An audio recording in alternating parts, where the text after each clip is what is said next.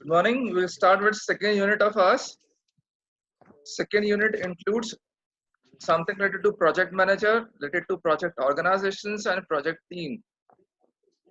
We'll start with the role of project manager. Yeah. Okay, sir.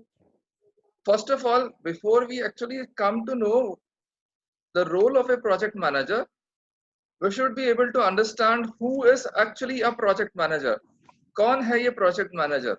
हम project के बारे में जानते हैं, हम प्रोजेक्ट मॉनिटरिंग के बारे में जान गए हैं, हम कंट्रोल के बारे में जान गए। एक्चुअली हम वापस आ रहे हैं प्रोजेक्ट मैनेजर को समझने के लिए। कौन होता है ये project manager? Actually who exactly? Why it is somewhat understandable, but to expand it more, the project manager is considered to be a person who actually take the initiative in terms to start a particular project, to plan for the project, execute the project, monitor and control the project, as well as who actually close down a particular project. A person who is responsible for all the happenings in a project. एक ऐसा person जो project की हर activity में involve है, एक ऐसा person जो project के हर पार्ट में इन्वॉल्व है, एक ऐसा पर्सन जो स्टार्टिंग से लेके एंड तक इन्वॉल्व है प्रोजेक्ट के लिए, वही प्रोजेक्ट मैनेजर कहलाता है। एक ऐसा पर्सन जिसके कंधों पर प्रोजेक्ट की पूरी जिम्मेदारी है, वही प्रोजेक्ट मैनेजर कहलाता है। एक ऐसा पर्सन जिसको कंपनी ने असाइन किया है कि अगर वो नहीं होगा तो प्रोजेक्ट एग्जीक्यूट नहीं होगा, वो नहीं होगा तो प्रोजेक्ट सही तरह से इंप्लीमेंट नहीं किया जा सकेगा, वही प्रोजेक्ट मैनेजर कहलाता है। ऑफ कोर्स उसकी टीम में और भी लोग होते हैं उसकी हेल्प करने के लिए, but the main responsibility lies with a person called project manager.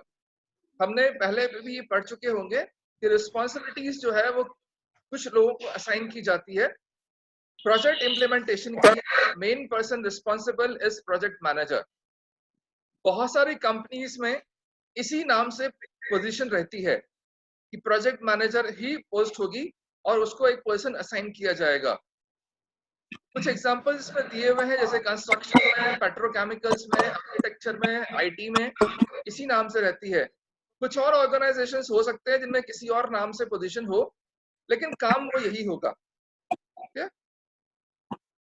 क्या काम है प्रोजेक्ट मैनेजर का? बहुत सारे स्किल्स इन्वॉल्व हैं, बहुत सारी पोजीशन इन्वॉल्व हैं, बहुत सारे काम इन्वॉल्व हैं। कुछ अजम्पशंस करना, कुछ बात करना, कुछ पेनिट्रेट करना, कुछ कॉन्फ्लिक्ट को सॉल्व करना, वो सारे काम भी प्रोजेक्ट मैनेजर के हो सकते हैं। बहुत सारे रोल प्ले करने पड़ सकते हैं प्रोजेक्ट मैनेजर को। कुछ रोल मैंने यहाँ साइन किए हैं, इनके अलावा भी हो सकते हैं, लेकिन ये बेसिक रोल या मेन रोल है किसी भी प्रोजेक्ट मैनेजर के। We'll start with planning and defining the scope of what? The scope of project.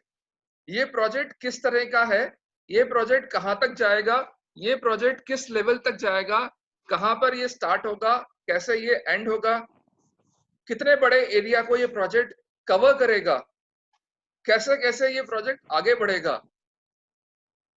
That is activity planning and sequencing, वो भी इस प्रोजेक्ट मैनेजर का काम है। प्रोजेक्ट मैनेजर ही डिसाइड करता है कि कौन से सीक्वेंस में कौन सा टास्क पहले होगा और कौन सा टास्क बाद में होगा।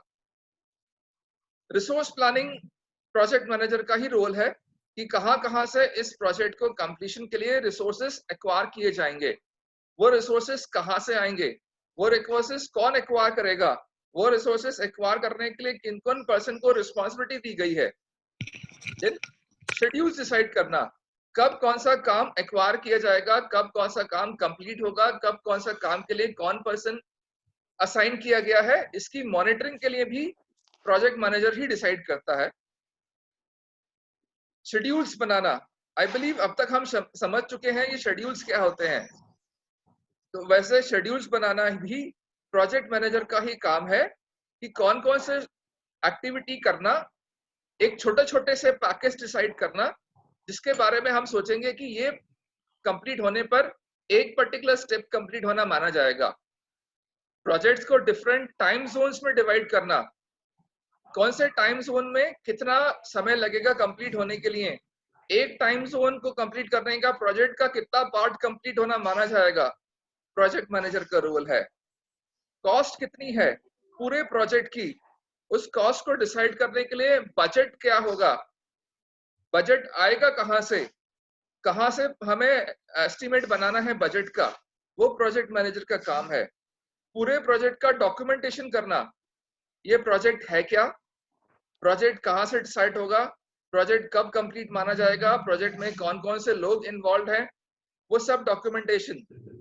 जो शेड्यूल डिसाइड किए थे उन शेड्यूल के अकॉर्डिंगली वर्क चल रहा है या नहीं चल रहा, शेड्यूल्स में मॉनिटरिंग कैसे की जाएगी, किस तरह से हम हर शेड्यूल को कंट्रोल में रखेंगे, वो भी डॉक्यूमेंटेशन में आएगा। हम प्रोजेक्ट लाइफ साइकिल में पहले देख चुके हैं कि मॉनिटरिंग एंड कंट्रोल भी फर्स्ट स्टेज यानी इनिशियल स्टेज से स्टार्ट हो जाता है और क्लोजर स्टेज तक रहता है, वो भी डॉक्यूमेंटेशन में होना चाहिए। वो डिसाइड करना भी प्रोजेक्ट मैनेजर का ही रोल है। नेक्स्ट, फिर रिस्क एनालिसिस, कितना रिस्क इन्वॉल्व है इस प्रोजेक्ट को कंप्लीट करने के लिए। हर बिजनेस में हम देखते हैं कि जब तक रिस्क इन्वॉल्व नहीं होता तब तक उस बिजनेस को करने का मतलब नहीं होता। तो इस पर्टिकुलर बिजनेस और इस पर्टिकुलर प्रोजेक्ट में क्या रिस्क इन्वॉल्व है, किन किन बातों का प्रिकॉशंस रखना पड़ेगा, वो रिस्क इशू और रिस्क को कैसे हैंडल किया जाएगा। हम रिस्क को जीरो नहीं कर सकते लेकिन मिनिमाइज कर सकते हैं। कितना मिनिमाइज हो सकता है रिस्क, किस तरह से इस रिस्क को हैंडल किया जाएगा, कौन कौन से फैक्टर्स को कंसिडर करना पड़ेगा इस रिस्क को लुक आफ्टर करने के लिए। देन किस तरह से रिपोर्टिंग होगी उस पर्टिकुलर प्रोजेक्ट शेड्यूल की, कौन कौन से स्टेजेस में ये प्रोजेक्ट इन्वॉल्व है, कब हमें माना जाएगा कि ये प्रोजेक्ट कंप्लीट हो गया, कब मुझे माना जाएगा कि अब मुझे इस स्टेप से आगे नेक्स्ट स्टेप में जाना है, किस तरह मैं डेविएशंस को हैंडल करूंगा, वो सारे मॉनिटरिंग का पार्ट है। हम शायद ये पहले पढ़ चुके हैं जब हमने मॉनिटरिंग पढ़ा था। देन बिजनेस में इस पर्टिकुलर बिजनेस के इंप्लीमेंटेशन के लिए कौन कौन से पार्टनर्स इन्वॉल्व है, उन पार्टनर्स को कैसे हैंडल करना है, उन पार्टनर्स को रिपोर्टिंग कैसे की जाएगी, who is the main person responsible for this business. Then vendors कौन होंगे जो हमें सप्लाई करेंगे, वो वेंडर्स कहाँ से हैं, वो किस तरह से हमें गुड्स सप्लाई करते हैं, उसका ध्यान रखना भी प्रोजेक्ट मैनेजर का काम है। देन बेनिफिट्स क्या मिलेंगे इस प्रोजेक्ट से, क्या हमें अचीव करना है, बिजनेस को क्या बेनिफिट है, क्यों ये प्रोजेक्ट किया जा रहा है, वो सारी बातें भी प्रोजेक्ट मैनेजर के रोल में आती हैं। तो there are many roles to be handled by a single person called project manager.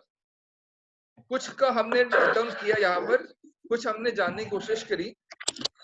ये कुछ मोटे तौर पर हो सकती हैं, लेकिन इसके अलावा भी टाइम बेसिस पे, सिचुएशन बेसिस पे रोल असाइन हो सकते हैं प्रोजेक्ट मैनेजर के, या टाइम टू टाइम बेसिस पे the roles can come up and immediate reaction of a project manager is required to handle them. The next thing is, if these are the role assigned to a project manager, how to select a project manager or who can become a project manager. So it is the responsibility of the management of that organization or the business to select a project manager based on some basic criteria. The four basic criteria to select a project manager includes, the first one, the project manager should have a cross functional knowledge.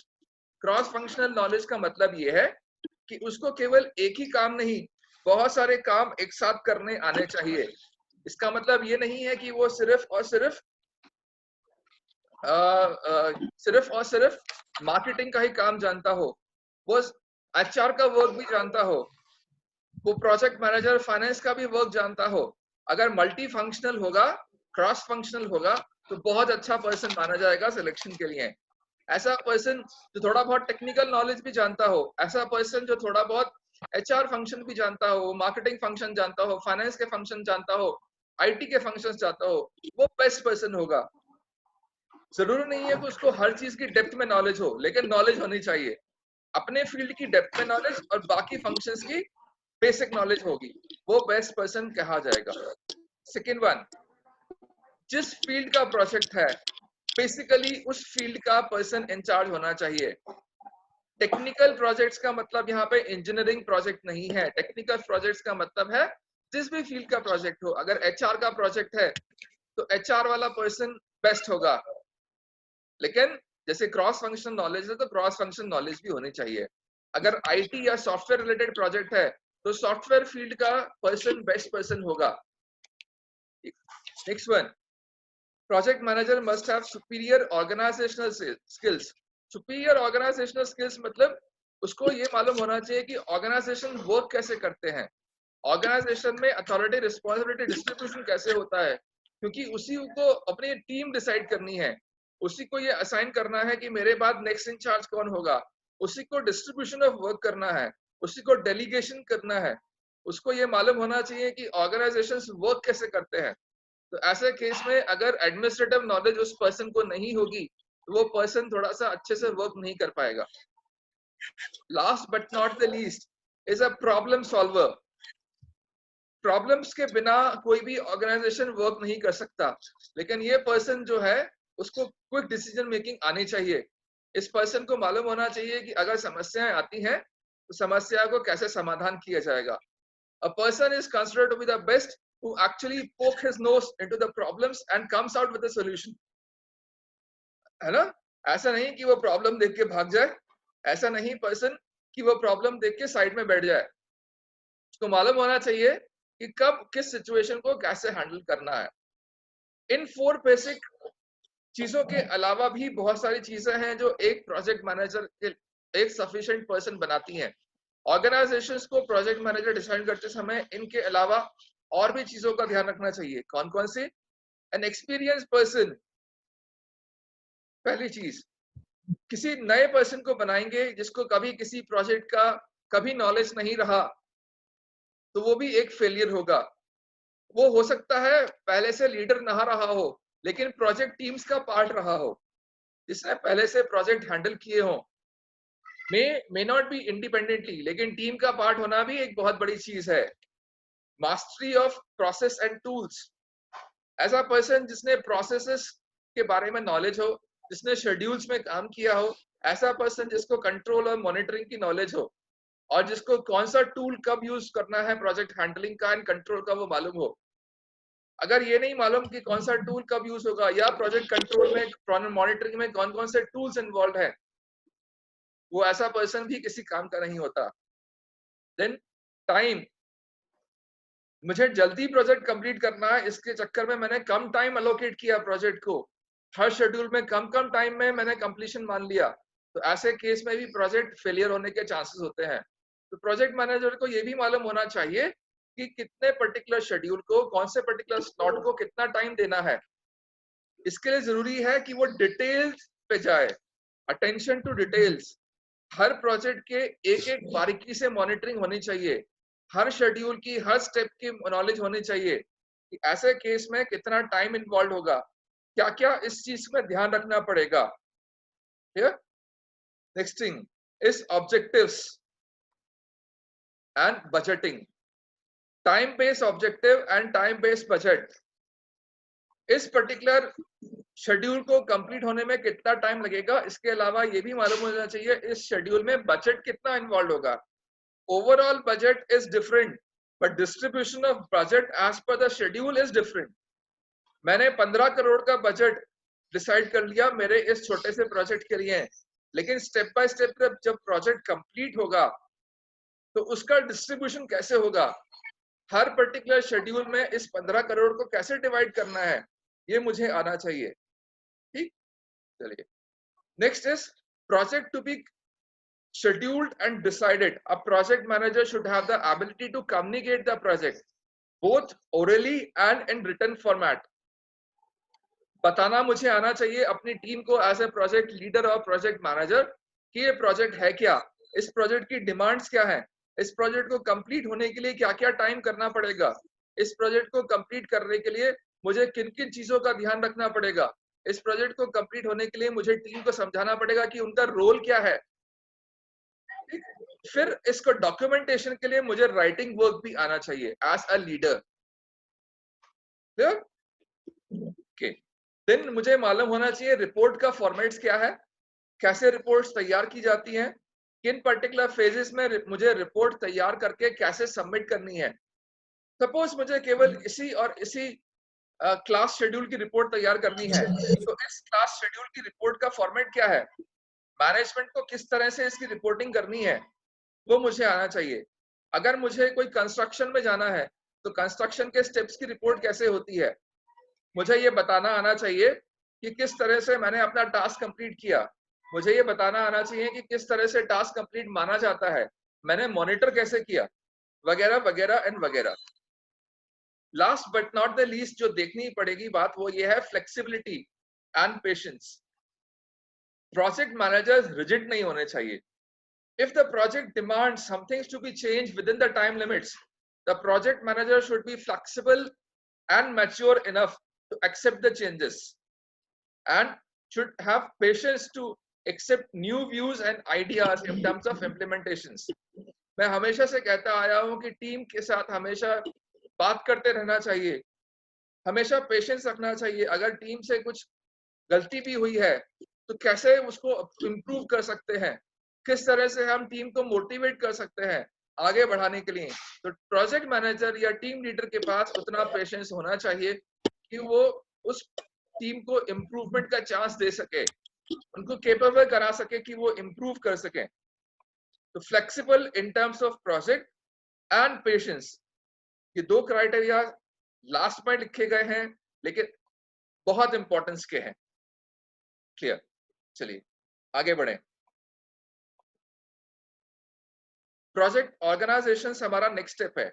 ये organisations जो decide करते हैं वो है project के जो भी business owners हैं, वो ये डिसाइड करते हैं कि हमारा प्रोजेक्ट किस पर्टिकुलर ऑर्गेनाइजेशनल फॉर्मेट में वर्क करेगा, हमारा प्रोजेक्ट किस तरह से आगे बढ़ेगा, हमारे प्रोजेक्ट को कंप्लीट करने के लिए क्या ऑर्गेनाइजेशन स्ट्रक्चर होगा।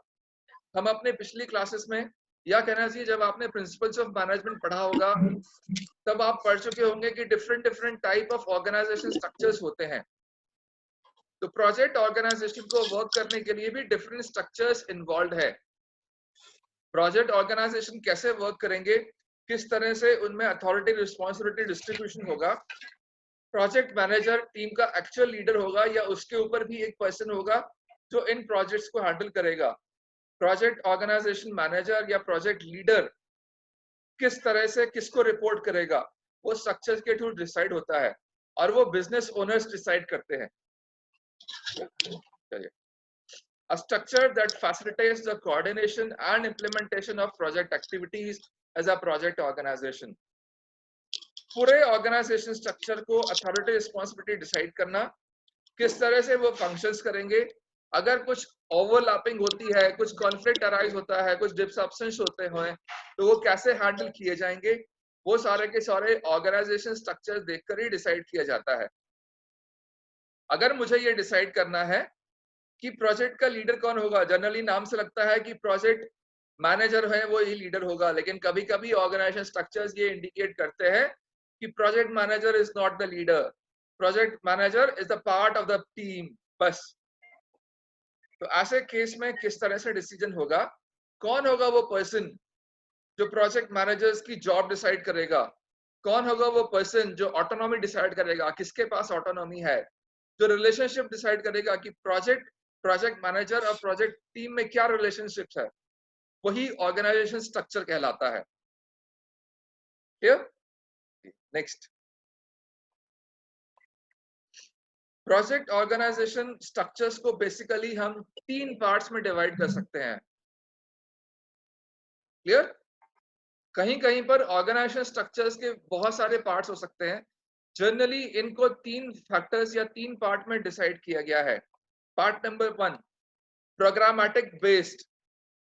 एक पर्टिकुलर प्रोग्राम या एक पर्टिकुलर यूनिट या एक पर्टिकुलर डिपार्टमेंट के बेस्ड जितने स्ट्रक्चर होते हैं वो सारे प्रोग्रामेटिक बेस्ड स्ट्रक्चर्स कहे जाते हैं।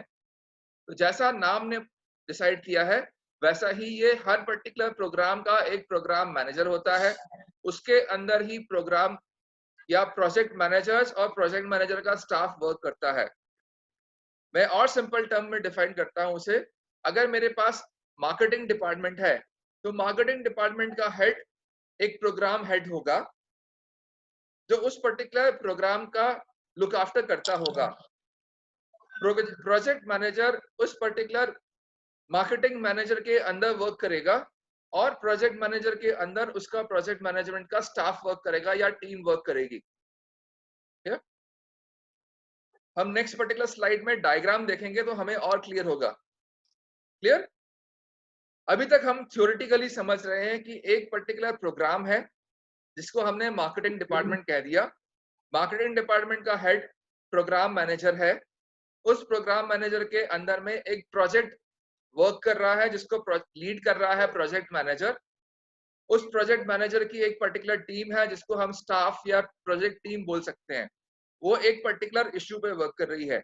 उस पर्टिकुलर प्रोजेक्ट मैनेजर के पास लिमिटेड अथॉरिटी है।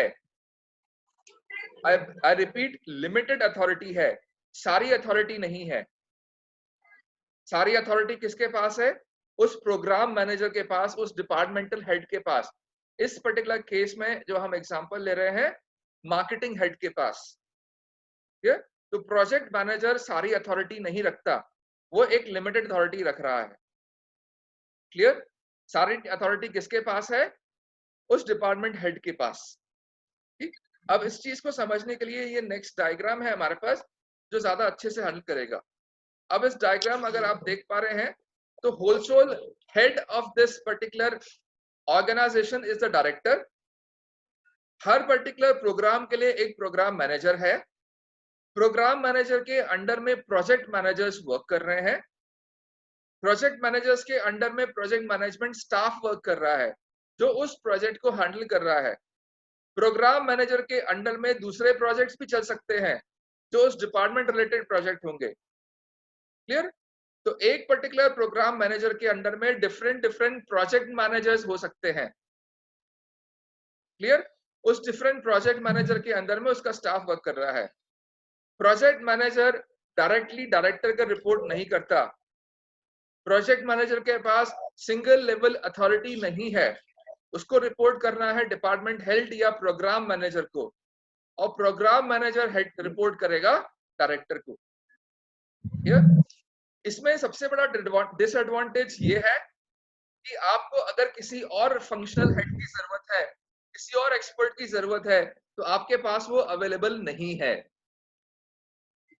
हम मार्केटिंग का एग्जांपल लेके चल रहे थे। अगर मार्केटिंग में सिलेक्शन वाले लोगों की जरूरत है जो एचआर टीम का काम है, तो यहाँ पर एचआर टीम अवेलेबल नहीं है। आपके पास सिर्फ और सिर्फ मार्केटिंग टीम अवेलेबल है। क्लियर? एडवांटेज क्या है? अगर आपको मार्केटिंग से रिलेटेड ही सारे काम करने हैं, जैसे आपको एडवर्टाइजिंग करनी है, जैसे आपको आफ्टर सेल सर्विस करनी है, जैसे आपको पब्लिसिटी करनी है, तो वो यहाँ पे सारे एक्सपर्ट अवेलेबल है। क्यों? क्योंकि आप मार्केटिंग डिपार्टमेंट को हैंडल कर रहे हैं। डिसएडवांटेज क्या है? सिलेक्शन के क्राइटेरिया वाले लोग अवेलेबल नहीं है, फाइनेंस के क्राइटेरिया वाले लोग अवेलेबल नहीं है। क्लियर? चलिए, मेरे ख्याल से प्रोग्रामेटिक बेस्ड क्लियर है, और क्लियर होता जाएगा जब हम नेक्स्ट पढ़ेंगे। Next is matrix. Matrix based organisation वो है जो दूसरे एक्सपर्ट्स को भी अपने यहाँ अलाउ करते हैं। ये वो है जो सिमिलर हैं प्रोग्रामेटिक से, लेकिन साथ साथ में ये भी अलाउ करते हैं कि दूसरे एक्सपर्ट्स जो हैं वो दूसरे डिपार्टमेंट्स में जाके भी अपनी सेवाएं दे सकते हैं। ये फोकस करते हैं कि टेक्निकल एक्सपर्टाइज आप अपने डिपार्टमेंट में तो दे ही रहे हैं, लेकिन इसके साथ साथ आप दूसरे डिपार्टमेंट के लोगों को भी अपनी एक्सपर्टाइज रेंडर कर सकते हैं या प्रोवाइड कर सकते हैं। कैसे कर सकते हैं वो जब इसका डायग्राम आएगा तो और क्लियर हो जाएगा। बेसिकली अगर मैट्रिक्स ऑर्गेनाइजेशन को देखें तो ये मिक्सचर होता है। मिक्सचर इन ए सेंस कि प्रोग्राम मैनेजर्स तो है ही हेड, प्रोजेक्ट मैनेजर्स प्रोजेक्ट का हेड है, लेकिन एक पर्टिकुलर एक्सपर्ट दूसरे पर्टिकुलर डिपार्टमेंट में जाके अपनी सेवाएं दे सकता है। जैसे जो पिछले वाले पर्टिकुलर प्रोग्रामेटिक बेस का ड्रॉबैक था, डिसएडवांटेज था, वो यहाँ पर कंप्लीट हो जाएगा। कैसे कंप्लीट हो जाएगा? वो ये सोचने की कोशिश करेंगे कि अगर हमें एचआर एक्सपर्ट की जरूरत है तो एचआर एक्सपर्ट अपने डिपार्टमेंट के साथ साथ एक पर्सन मार्केटिंग वाले में भी जाकर सिलेक्शन कर सकता है, उनको सिखा सकता है, उनके साथ इन्वॉल्व हो सकता है। फाइनेंस डिपार्टमेंट का एक पर्सन मार्केटिंग में जाके फाइनेंस की सेवाएं दे सकता है। तो यहाँ पर मैट्रिक्स यानी मिक्सचर ऑर्गेनाइजेशन है।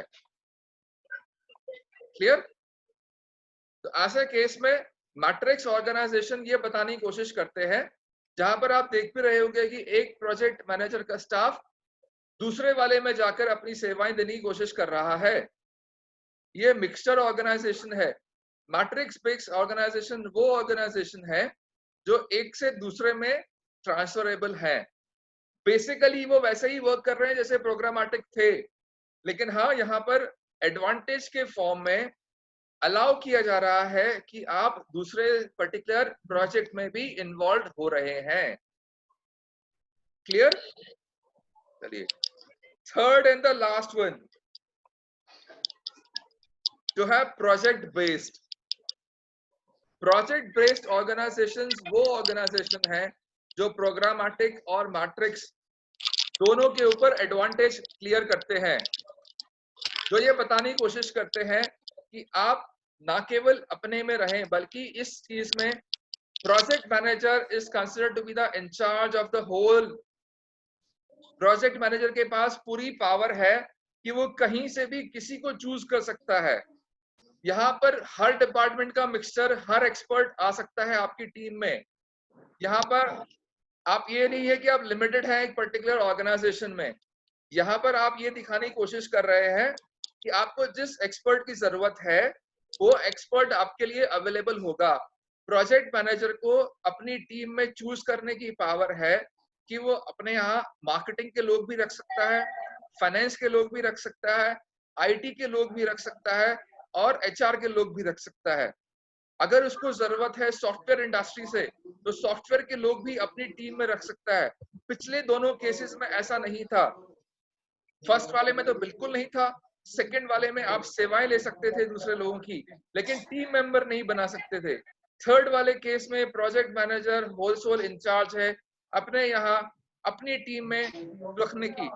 क्यों? क्योंकि प्रोजेक्ट मैनेजर डायरेक्टली रिपोर्ट कर रहा है डायरेक्टर को। यहाँ पर वो हमारा जो प्रोग्राम मैनेजर वाला रोल था वो पूरा खत्म हो गया है।